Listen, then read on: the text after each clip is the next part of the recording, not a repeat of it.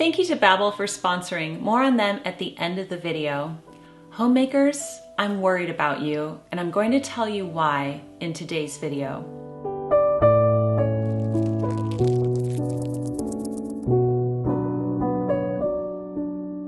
Hello everyone, Jennifer here, and welcome to the Daily Connoisseur. I am worried about modern homemakers because even though homemaking is such a blessing, and if you look after your home, by the way, you are a homemaker, whether you do other things, whether you have children or not, whether you work outside of the home or not, this is true for anyone who looks after their home because it's a tremendous responsibility. And while it is very enriching, it can also be difficult and it has a dark side to it. So I'm going to talk about that in today's video. I believe that modern homemakers are burnt out.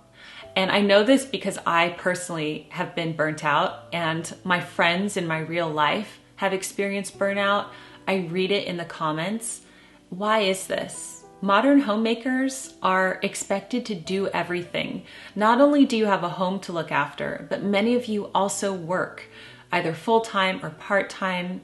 Many of you, of course, have children. Some people even homeschool their children, or you have elderly family members you look after. We have a lot on our plate. So I'm worried about the modern homemaker because we are stressed out and burnt out. And I have 6 key pillars that we really need to focus on as homemakers so that we don't lose ourselves. Because a key attribute of a homemaker is that you look after other people. Usually you are serving other people constantly and you put yourself last.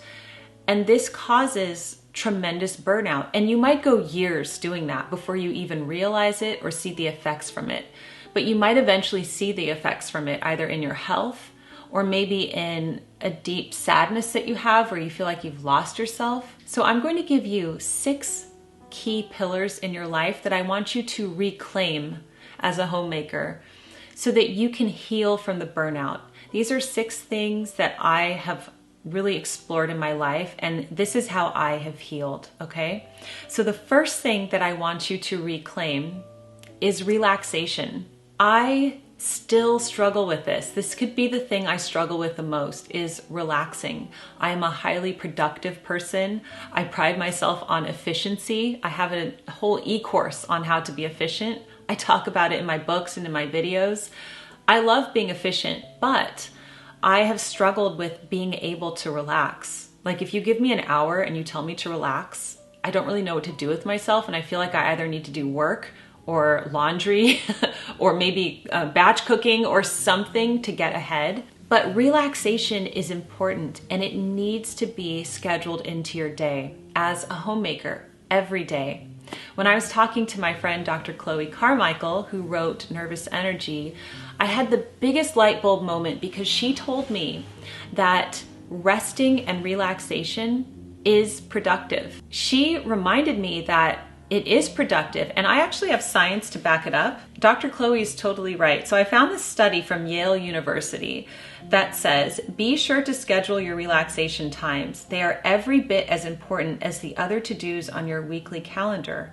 View them as appointments that you won't cancel unless an emergency arises. So research from this Yale study shows that relaxation keeps your heart healthier, cuts stress, reduces muscle tension, improves brain function and memory, and helps you avoid depression, anxiety, and obesity. It boosts your immune system and helps alleviate the symptoms of many medical and psychological disorders. Relaxing is important.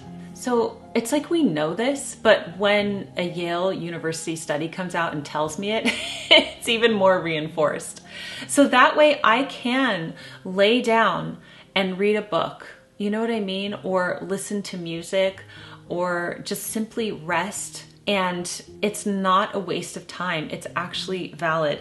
And so the Yale study says that for high functioning people, you might have a hard time scheduling in that relaxation. But they recommend that you look at your entire day and write down what you do. And if there's any times of the day, where you're scrolling social media or wasting time in other areas, see if you can cut that and schedule in conscious relaxation. So that's something that I think is incredibly important. The second aspect of your life that I would like you to reclaim as a burnt out homemaker is hobbies. I want you to resurrect your hobbies again. Hobbies are very important. And I put almost all of my hobbies on the back burner for almost a decade. And I really felt the results of that. It was not good. So I don't want you to lose yourself in homemaking. I don't want you to just become a cooking and cleaning machine. You are a whole person. You are a fully realized being with hobbies and passions and interests. So I found this article from kettering.edu that says, carving out time for activities you enjoy is an easy way to improve your mental health and overall emotional well-being. Hobbies decrease stress by relaxing you and taking your mind off the more pressing concerns of daily life, like work and paying bills. Also, hobbies can give us a sense of mastery and control.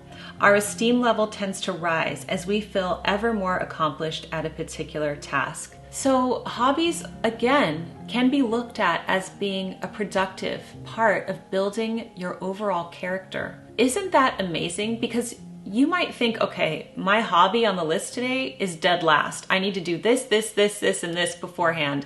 And then you usually don't get to it. So whatever that hobby is, it could be watercoloring, journaling, writing, gardening, playing an instrument, writing poetry, whatever it is important and it is valid.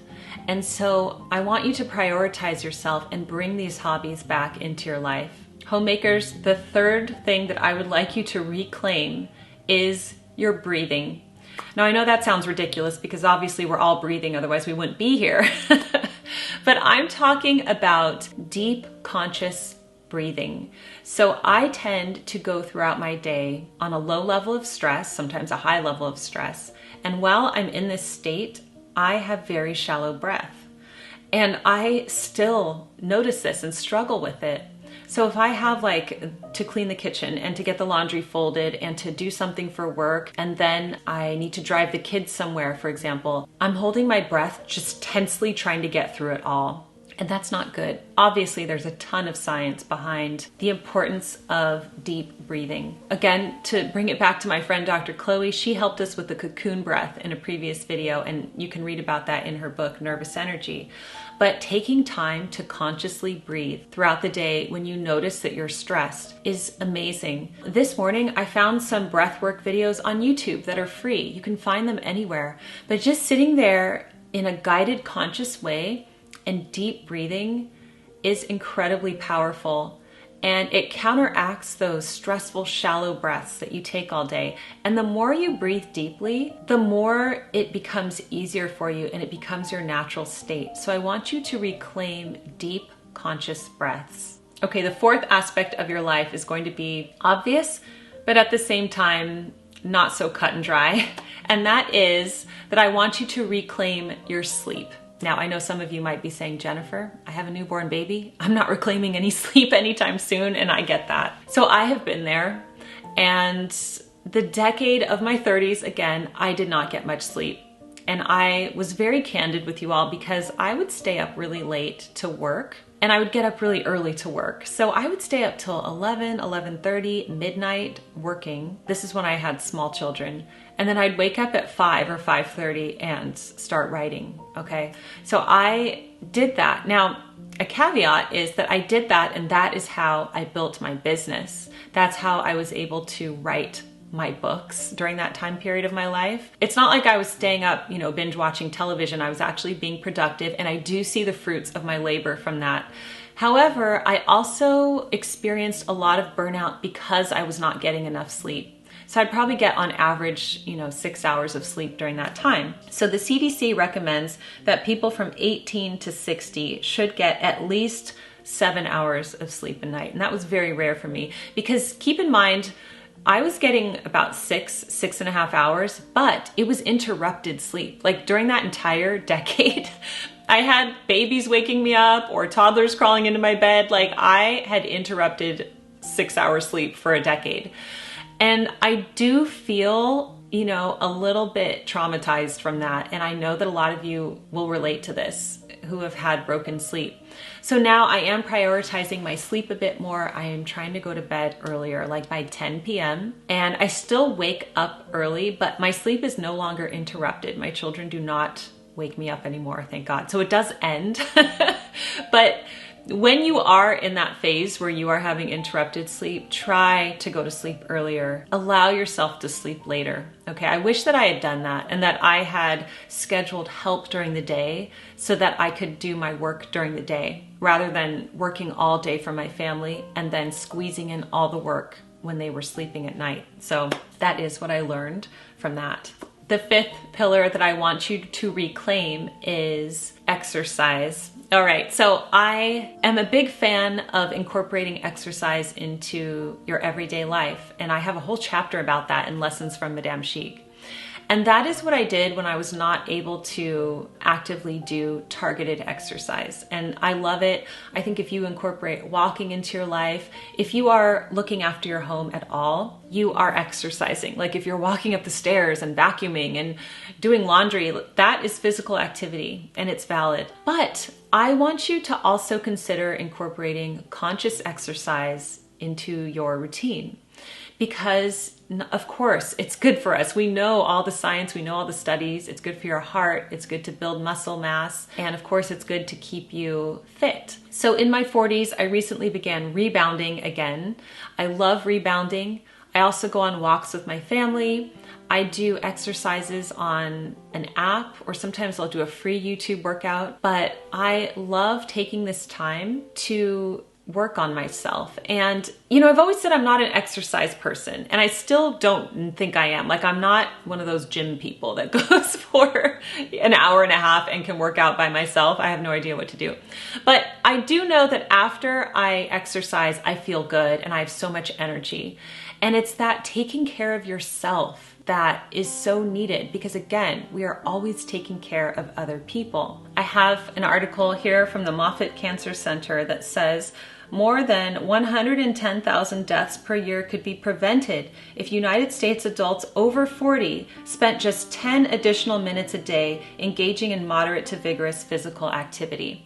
Okay, so it's like, I feel that a lot of people think I don't have an hour to go to the gym, because I get that. I don't have an hour to go to the gym, but I do have 10 minutes in the morning, and I do have, 20 minutes in the afternoon to go on a walk. And so I do think, again, it's like the relaxation, the hobbies, the sleep. It's about making this a priority and doing it for ourselves. And finally, the last tip is not as concrete, but what I want you to reclaim for your life is to go easy on yourself.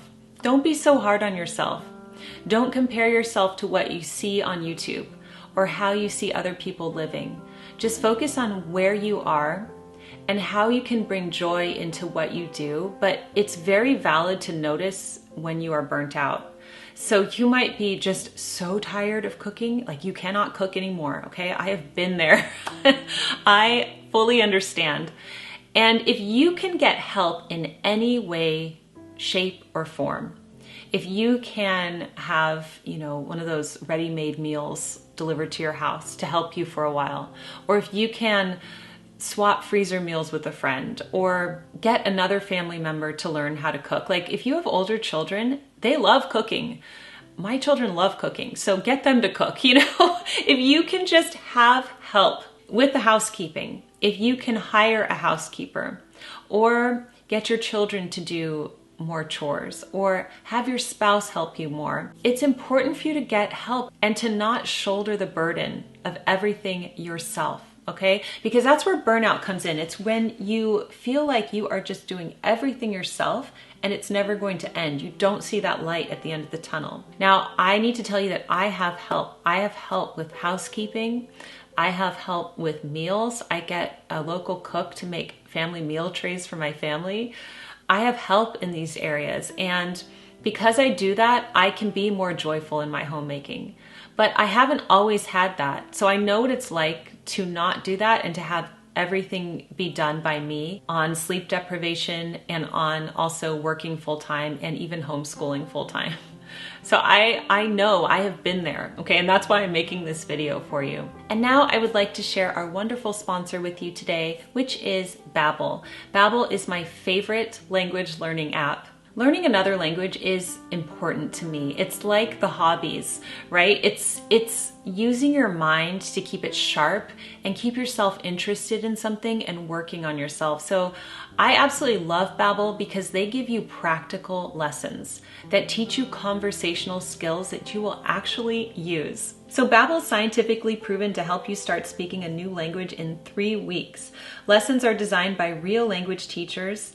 Babbel teaches real-world conversations, and they prepare you to have practical conversations about travel, business, relationships, and more. I would love to know what language you are interested in learning, so leave that in the comments down below. So here's an example of one of the lessons that you would get in Babbel.